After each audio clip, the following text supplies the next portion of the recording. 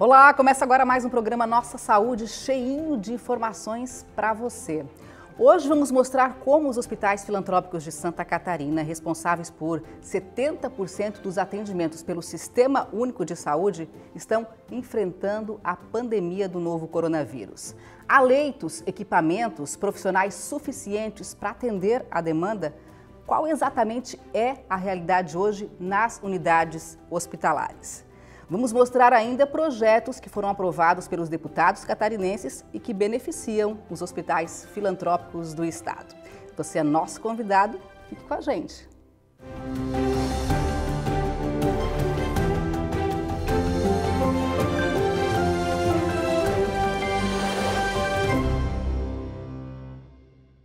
E o nosso convidado de hoje é o Dr. Giovanni Nascimento, presidente da Federação dos Hospitais de Santa Catarina. Doutor Giovanni, bem-vindo aqui ao Nossa Saúde. Santa Catarina tem mais de 100 hospitais filantrópicos que são instituições privadas, sem fins lucrativos e que são contratados, então, pelos gestores públicos para justamente prestar serviço ao Sistema Único de Saúde. Como é que essas unidades hospitalares de Santa Catarina se prepararam e com certeza ainda estão se preparando para lidar com toda essa situação? Na verdade, são 222 hospitais da rede privada e filantrópica no estado de Santa Catarina, dos quais 172 estão vinculados à Federação dos Hospitais, do estado de Santa Catarina, através de 9 sindicatos patronais de saúde. Desde o início da pandemia, por convite do secretário de Saúde, Elton Zeferino, nós fomos convidados a integrar o COIS, que é o Centro de Operação de Emergências em Saúde.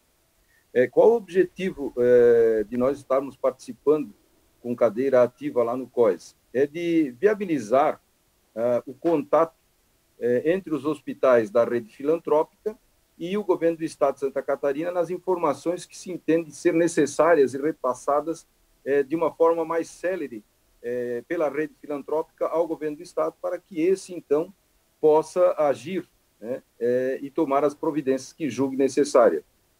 Isso tem dado muito certo. Nós temos recebidos alguns questionamentos diariamente pelo governo do estado, e esses questionamentos são rapidamente, por toda a rede, respondidos para o governo, para que ele, então, possa tomar as atitudes que julgue necessárias.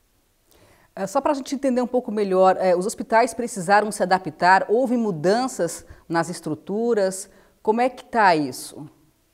Sim, a maioria dos hospitais, como em todo o Brasil, para não dizer no mundo inteiro, tiveram que se adaptar para começar a receber esses tipos de casos em suas unidades. Ou seja, alguns aumentaram os leitos de UTI, outros aumentaram os seus leitos de enfermaria de forma isolada, porque o paciente COVID ele não pode estar num ambiente normal, hospitalar, numa enfermaria normal, tem que ser uma enfermaria totalmente isolada, fechada.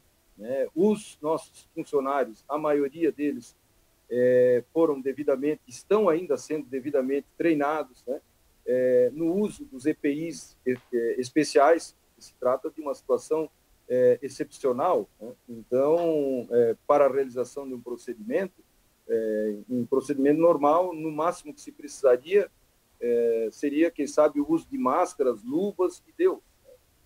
Agora, com o Covid-19, isso tudo se tornou diferente. Existem aquelas máscaras especiais, a face shield, luvas, aventais, EPIs necessários a dar segurança para o profissional que está à frente da doença, enfrentando ali com o paciente o mal que lhe acomete, de forma segura, porque senão, daqui a pouco, os nossos servidores serão os primeiros a começar a abandonar a linha de frente em função de estarem mal preparados, mal equipados, e isso aí, então, geraria com certeza o caos. O senhor tocou aí num ponto bastante importante, que é justamente a proteção dos profissionais de saúde, profissionais estes que estão aí à frente na batalha contra o coronavírus. A gente vê no mundo inteiro hospitais com dificuldades para obter esses equipamentos aí, que são equipamentos fundamentais para a proteção dessas pessoas. Como é que nós estamos aqui em Santa Catarina com relação, né, às EPIs, por exemplo? A nossa dificuldade em Santa Catarina, seja ela do governo estadual ou da rede filantrópica, não é diferente do restante do mundo e do próprio Brasil.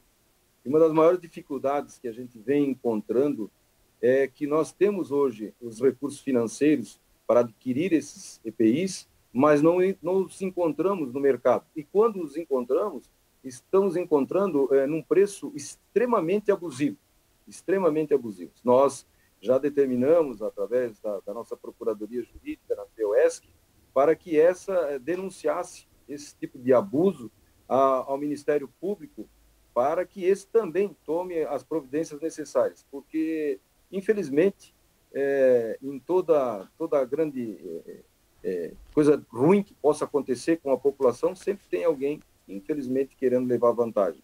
E nós temos encontrado isso aí em casos de EPIs que subiram os valores em mais de 500%. Uau, veja, eu vou listar apenas um exemplo.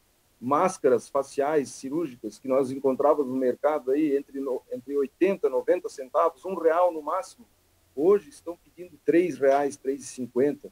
Então, R$2,90 foi o melhor preço que encontramos até agora. Então, a dificuldade é enorme, né? Também os próprios respiradores, monitores, né, que são aparelhos imprescindíveis ao paciente que vai ser levado a um leito de UTI, a dificuldade é enorme. Eu cito o caso do Hospital Regional Alto Vale, do qual eu faço parte da diretoria, em que nós já adquirimos alguns respiradores e monitores há mais de 30 dias. E ainda, pelo que a gente soube ontem, esses respiradores devem estar chegando aí nos próximos 15, 20 dias. Então, pelo que se programa em termos de pico de pandemia, quem sabe esses respiradores cheguem aqui, né, num momento ainda importante. Mas a gente tem certeza que a maioria desses equipamentos vão chegar quando a linha já estiver em decréscimo. Infelizmente, a gente vê que é uma briga no mundo inteiro, né? Os países do mundo inteiro estão lutando para obter esses respiradores. Realmente há uma deficiência no mercado e é grave. O que eu quero saber é o seguinte: hoje no estado nós teríamos que ter, não sei se existe essa estimativa, né? Hoje no estado nós precisaríamos ter quantos respiradores a mais do que nós temos para atender, então, a demanda do coronavírus? Veja bem, a maioria dos hospitais que possuem leitos de UTI, estes possuem alguns respiradores, né?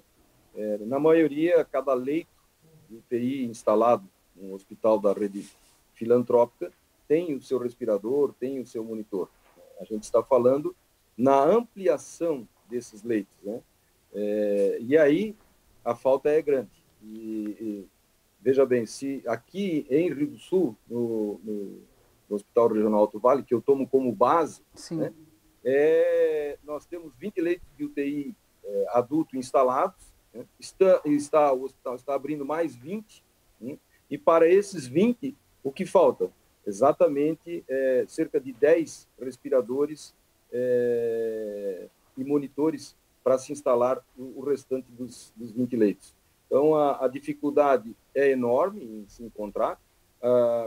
Quanto mais leito, quanto mais respirador, mais monitor, melhor será, mas a gente sabe da dificuldade para se encontrar isso. Não é só da rede privada, filantrópica ou governamental.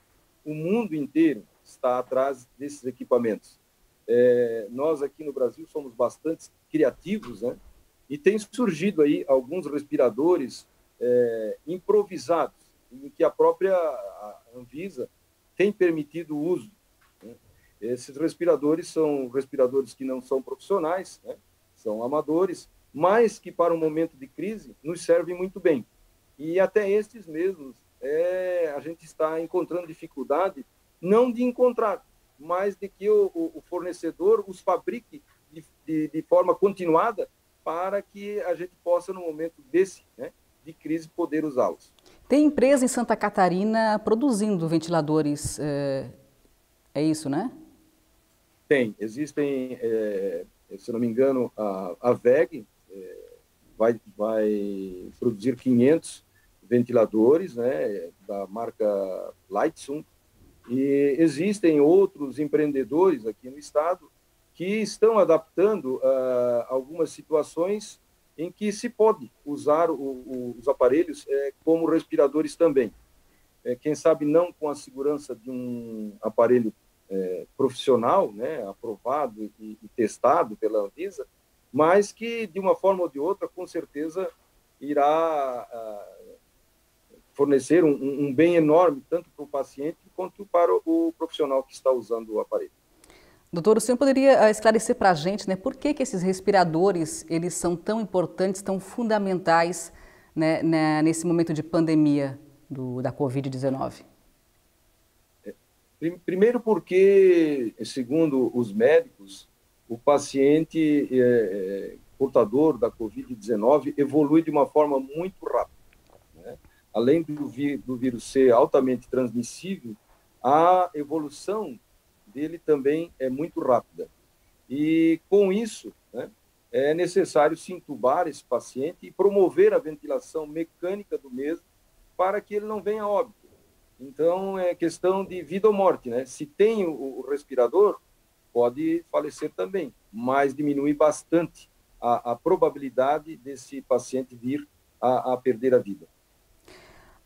Alguns hospitais filantrópicos do estado têm feito, inclusive, campanhas, né, para arrecadar algum dinheiro ou então para receber doações de itens necessários como equipamentos de proteção, luvas, máscaras. O senhor poderia falar sobre essas campanhas de uma forma geral no estado e como é que as pessoas, como é que as empresas podem de alguma forma colaborar? Sim, a maioria dos hospitais filantrópicos tem aberto conta bancária, né, e regionalmente informado a sua população que se encontra abertas aquelas contas para que a comunidade, né, promova suas doações, né, independente do valor que vá depositar ou que vá doar, mas o que vale, acima de tudo, é o gesto humanitário que esse cidadão está procedendo naquele momento em que está fazendo a sua doação. Com isso, né, tem nos possibilitado, de forma geral, né, a aquisição de EPIs, aquisição de alguns medicamentos, máquinas tipo respiradores, monitores, macas, leitos. Então, de uma forma geral, tudo que é arrecadado é revertido para a Covid-19.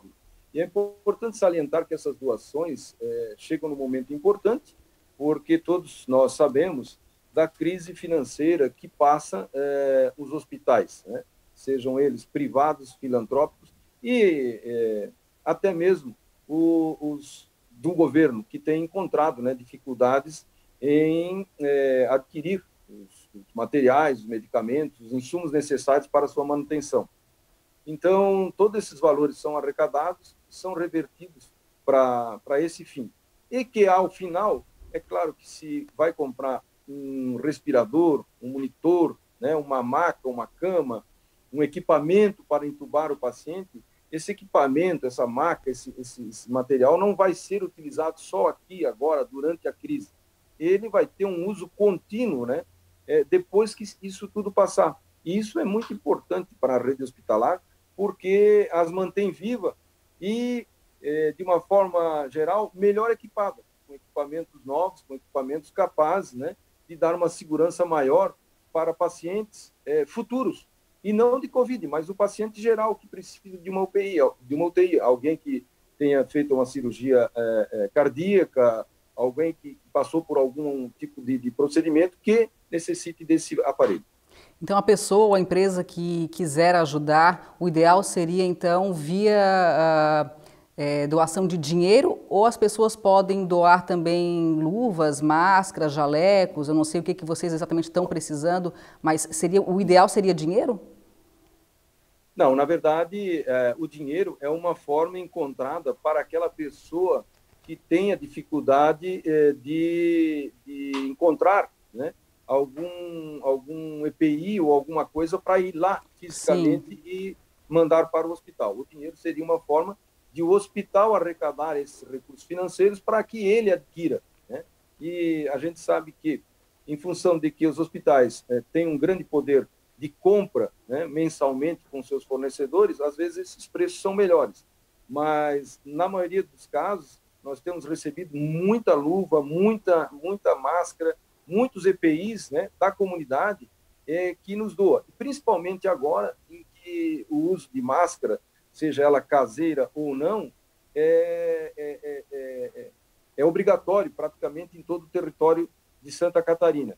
Então, é importante que essas luvas ou essas máscaras, né, profissionais, cirúrgicas, fiquem à disposição dos nossos médicos, dos nossos enfermeiros que estão à frente do combate à epidemia, e que as máscaras caseiras, as máscaras de menor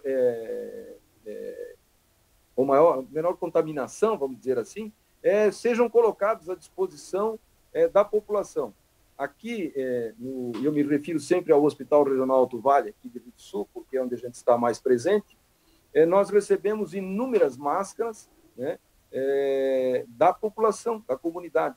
E essas máscaras estão sendo distribuídas de forma gratuita a todos que chegam ao hospital para visitar seus entes, sejam eles meras visitas ou acompanhantes. E isso aí tem feito com que a gente diminua também, né, a dor no bolso da população em geral.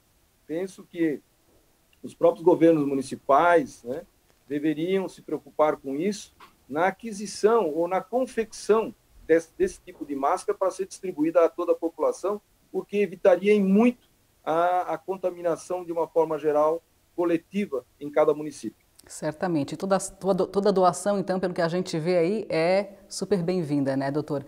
A gente vai agora fazer uma pequena pausa, vamos para um intervalo e, na sequência, a gente volta com mais informações. Vamos mostrar alguns projetos que os deputados catarinenses aprovaram na Assembleia Legislativa e que beneficiam os hospitais filantrópicos de Santa Catarina. Não saia daí.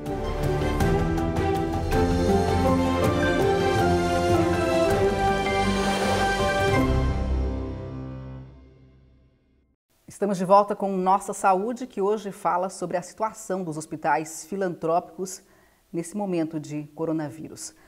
Doutor Giovanni, nós falamos no primeiro bloco sobre como é que os hospitais estão preparados para lidar com a pandemia. Agora, de uma forma geral, como é que o senhor avalia a forma como Santa Catarina está enfrentando esse momento, essa crise? Santa Catarina, podemos dizer que tem sido um estado pioneiro, né? Tanto que fomos um dos primeiros, se não o primeiro, a decretar a quarentena. Às vezes não visto com muito bons olhos por alguns, ou na maioria dos segmentos da sociedade, tendo em vista, né, a quantia de tempo em que essa quarentena tem durado, né? Isso tem causado, né, uma outra crise, a crise financeira, a crise econômica, né, pelo qual o comércio, a indústria e a prestação de serviços passam. Nós temos que encontrar uma forma de caminhar com as duas crises de forma equilibrada, ou seja, com a de saúde e com a financeira causada pela de saúde. Mas entendo que as atitudes do nosso governo estadual foram acertadas, e isso se demonstra em números, ou seja, compare os casos de Covid-19 de Santa Catarina com outros estados da federação, né? Vamos falar do Rio de Janeiro, vamos falar de São Paulo, vamos falar do Ceará, vamos falar do Amazonas, Pernambuco, né? Uhum. E de tantos outros estados. Então, essa quarentena foi um mal necessário. Aos poucos, o governo vem abrindo, né, as condições para que as nossas vidas voltem ao normal. É claro que nós temos que ter consciência, né, do uso das máscaras, de todos os cuidados necessários com diz respeito ao distanciamento, né, porque senão a gente pode ter novamente uma outra crise instalada de pandemia. Ou seja, a gente pensa que o pico já passou e, na verdade, não passou. A gente começa a se descuidar e ele pode voltar. Eu sempre digo que a pessoa só cai da bicicleta o dia que ela acha que já sabe andar, né? Então, é por aí o negócio, né? Nós temos que tomar todos os cuidados necessários para que nós não sejamos, num futuro próximo, tomados de surpresa novamente por uma crise de Covid-19 em função de atitudes do passado em que nós não tivemos a consciência de ter. Segundo os especialistas, o Estado ainda não atingiu aí o ápice da pandemia. Isso está previsto para maio, junho. É por aí mesmo? É essa a previsão? E aí eu digo, né? O senhor estava falando sobre a volta das atividades, as pessoas circulando mais, e aí a gente precisa, ainda mais nesse momento, redobrar os cuidados, certo? Exatamente. Agora, com a liberação, né, aos poucos, das atividades econômicas em nosso estado, a gente percebe que já existe uma circulação maior nas vias públicas, né, no comércio, na indústria, e exatamente em função disso que nós vamos sentir, na verdade, os efeitos dessa liberação nos próximos 15, 20 dias, porque com o aumento da circulação é provável, né, que a contaminação também aumente. Mas, se todos tomarem os cuidados necessários, essa contaminação deve aumentar de forma natural, mas equilibrada, né? O que não se pode perder é o foco dos cuidados que devemos ter. Acredito também que, com a proximidade da estação mais fria, do inverno, né, os casos de doença respiratória, e não só Covid, tendem a aumentar, como sempre aumentaram nessa época. Então, com cuidado maior ainda, porque com essas outras doenças respiratórias e mais a Covid, isso pode afetar em muito os serviços hospitalares prestados até o momento. Penso que, a partir do fim de maio, quem sabe, a gente já esteja livre de boa parte disso tudo. E tenho certeza que o estado de Santa Catarina será um dos menos afetados e um dos primeiros a sair dessa crise em função das atitudes tomadas pelos nossos governos, pelo nosso governo estadual, pelos nossos governos municipais, né, que têm recebido críticas constantes com relação às suas atitudes, mas que, de uma forma geral, nós temos que dar crédito, porque os resultados estão aparecendo. E para isso é preciso mais do que nunca que as pessoas continuem se cuidando, né? Continuem com as medidas de higiene que são fundamentais. Quem puder, que continue mantendo o distanciamento social. Então, assim, não dá para se descuidar de forma nenhuma, né? Agora, mudando um pouquinho de assunto, doutor Giovanni, no primeiro bloco nós falamos aí da questão dos equipamentos de proteção, da falta deles, falta de respiradores, né? Nós temos, eu acho que um outro problema que é a questão dos testes. Países como a Coreia do Sul, por exemplo, né, que conseguiram testar um número maior de pessoas, conseguiu lidar melhor com essa pandemia. Nós vemos que o Brasil é um dos países que menos fazem os testes da Covid-19. E aí a gente não tem um real panorama do problema, o que dá até uma sensação de uma certa tranquilidade. Agora, a falta desses testes, ela sim agrava a situação. Com certeza. O problema desses testes não é só do Brasil, né? É aquilo que nós já falamos anteriormente.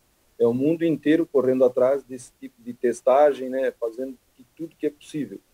Nós costumamos dizer que, como nossos testes, como nós não temos condição de testar, né, todos os pacientes que chegam nos pronto-socorros, nos hospitais e tal, nós teríamos que pegar os números que nós temos hoje em mãos, né, de forma oficial, quem sabe multiplicar por 15, que seria o número que a OMS, né, tem recomendado nos países que não testam e que não têm essa condição de testar, né? Para o estado de Santa Catarina, mesmo assim, né, se nós formos multiplicar os nossos números por 15, fazendo essas contas, nós ainda continuamos sendo um dos estados, né, com sendo menos afetado, né, da federação. Interessante seria, né, que se pudesse testar. Como tanto nós aqui na rede filantrópica, na rede privada, o governo também tem a mesma dificuldade de encontrar esses testes no mercado, e quando os encontra, os preços são abusivos, altamente abusivos. Então, fica difícil, né? Nós temos que nos adaptar e fazer exatamente o que falasses ainda há pouco, né? Ter o cuidado da higiene com as mãos, manter o isolamento no que for possível, distanciamento nas ruas, no comércio, né? Usar o álcool gel e levando a vida. Nós não podemos pensar que vamos dormir hoje e acordar amanhã com o mal terminado e acabado. Isso vai levar algum tempo ainda. Está longe disso, né? Infelizmente. E nós temos que nos ir, né? Dia a dia nos adaptando. Todo esse período de quarentena pelo qual nós passamos, aí, de isolamento social, das nossas empresas fechadas, do nosso comércio fechado, nos fez refletir. Né? Nos fez refletir de forma que, assim que começaram as liberações, o que aconteceu? O governo nem precisava ter dito, quem sabe, que o uso da máscara é obrigatório. Por simples consciência de cada cidadão, todos já estavam nas farmácias procurando, né, as máscaras, procurando no mercado uma forma de melhor se proteger.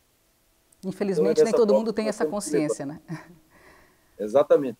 Mas a consciência vai se formando com a gravidade, com a necessidade que vai aparecendo, né? Exato. Então, tranquilo. Nós vamos fazer agora uma pausa. Os deputados catarinenses estão trabalhando, né, para diminuir os impactos do coronavírus no Estado. Eles aprovaram alguns projetos na Assembleia Legislativa para beneficiar, por exemplo, os hospitais filantrópicos. O deputado José Milton Schaeffer é autor de 2 deles e ele gravou um vídeo explicando para a gente qual o teor desses projetos. Dá só uma olhada. Criamos o Fundo Estadual de Apoio aos Hospitais Filantrópicos. Este fundo tem sido essencial para a manutenção dos hospitais e ampliação do atendimento ao cidadão catarinense. Porém, com a suspensão das cirurgias eletivas devido ao Covid-19, estes recursos ficariam parados e constam do orçamento de 2020 cerca de 31 milhões de reais consignados para este fundo. Já que estão suspensas as cirurgias eletivas e a situação de emergência em saúde pública, principalmente a necessidade de aquisição de equipamento, ou seja, o projeto irá assegurar juridicamente que estes valores possam ser repassados a estas instituições para a aquisição de EPI, respiradores e demais equipamentos, que são, neste momento, de extrema importância. Vale ressaltar que estes recursos podem ser ampliados, já que o Tribunal de Justiça, o Tribunal de Contas, bem como o Ministério Público, também podem contribuir para este fundo. Esta medida é uma fórmula do Parlamento catarinense contribuir com o Estado e permitir ao governo do Estado mais uma ferramenta para fortalecer, desburocratizar e ampliarmos os recursos para as ações de saúde no enfrentamento ao Covid-19. Nós sabemos que a grande despesa do hospital é recursos humanos, é a folha de pagamento. E com o nosso projeto, nós permitimos ao Estado pagar integralmente este contrato, sem que os hospitais precisem prestar conta dos procedimentos contratados, uma vez que estão atendendo outras demandas em virtude do combate ao Covid-19. E assim, asseguramos a estas instituições o fluxo de caixa necessário para seguir nos ajudando, o governo e a sociedade catarinense, no combate ao Covid-19. Por isso, seguimos aqui na Assembleia acompanhando, fiscalizando e reivindicando ações do governo do Estado para que todos nós catarinenses possamos estar protegidos e em condições de enfrentarmos essa pandemia que chegou no nosso Estado. Doutora, a gente viu aí, né, que os deputados estão aprovando projetos para fazer com que o Estado lide melhor com essa pandemia de coronavírus. 2 deles beneficiam os hospitais filantrópicos do Estado. Como é que o senhor avalia essas iniciativas? Olha, essas iniciativas são vistas de uma forma muito boa por toda a rede, né? O deputado José Milton Schaeffer é o nosso representante da Frente Parlamentar de Saúde, né, junto à Assembleia Legislativa, tem feito com os demais deputados estaduais, né, que entendem a situação, um trabalho magnífico em relação ao auxílio à rede hospitalar filantrópica, que, diga-se de passagem, atende 70% do território catarinense e dos serviços são prestados pela rede filantrópica hospitalar. E todo o auxílio vindo, né, da Assembleia, do que o próprio governo, né, do Estado também fez com a liberação, o pagamento dos recursos da política hospitalar catarinense pelo teto e não mais pelo que foi contratualizado, tudo isso traz um alívio financeiro muito grande, muito forte para os nossos hospitais, que há muito tempo, né, já vêm meio combalidos. Então, com essas atitudes, tem nos possibilitado enfrentar de uma forma mais pujante a crise que está aí instalada, que é a da pandemia do Covid-19. Nosso tempo, infelizmente, está terminando e eu gostaria que o senhor deixasse uma mensagem para os nossos telespectadores, por favor. Eu gostaria, inicialmente, de agradecer a oportunidade de estar aqui conversando com a TVAL, né, esclarecendo alguns pontos e mostrando as dificuldades que a rede filantrópica tem no enfrentamento à Covid-19, dizer que entendemos e enxergamos o governo do Estado de Santa Catarina, a Assembleia Legislativa, os municípios de todo o Estado de Santa Catarina como verdadeiros parceiros da rede hospitalar filantrópica, e é só dessa forma que a gente vai conseguir prestar um serviço de acordo com o que a nossa sociedade merece e necessita. Então fica aqui o nosso agradecimento a todos que têm, de uma forma ou de outra, cooperado para que a nossa rede hospitalar tenha condição de melhor atender a todo catarinense que necessite do nosso serviço. Doutor Giovanni, muito obrigada pela participação aqui no Nosso Saúde, por trazer tantas informações importantes aí para os nossos telespectadores. Muito obrigada, parabéns e sucesso aí no trabalho de vocês. Eu é que agradeço a atenção dispensada. E nós vamos então encerrando Nossa Saúde de hoje, lembrando, né, que quem puder mantenha o distanciamento social e lembre sempre da higiene das mãos, lave bem as mãos com sabão e também use o álcool em gel. Vamos cada um de nós fazermos a nossa parte. E assim a gente vai encerrando então, obrigada pela sua participação e a gente se vê até uma próxima.